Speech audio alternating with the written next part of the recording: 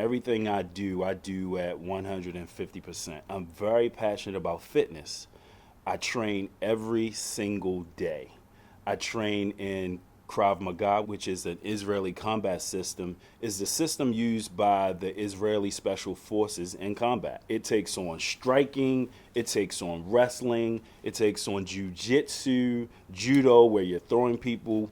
We even move into knife defense, we move into gun defense. Conditioning is a big factor. You have to be flexible, you have to be conditioned, and you have to be ready at all times. I was training and I was sparring with a person, and we were locked up.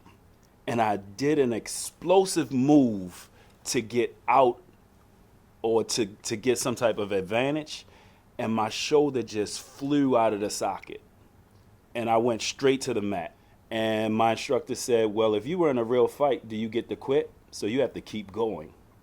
So I had to finish my sparring match with a dislocated shoulder. I didn't really want to go, but I went, got an MRI, and sure enough, my rotator cuff was torn. And I have a high tolerance for pain, so I didn't even know that I had an issue with my bicep at the very same time. When you do arthroscopic surgery, you really see the real damage once you get in. My arm is in a sling. The nerve block has worn off. I don't feel any pain, but I have not moved. And I know movement can cause pain. And so I'm in a chair and I start to get up and I'm pushing, but I'm moving as slow as possible because I'm anticipating pain.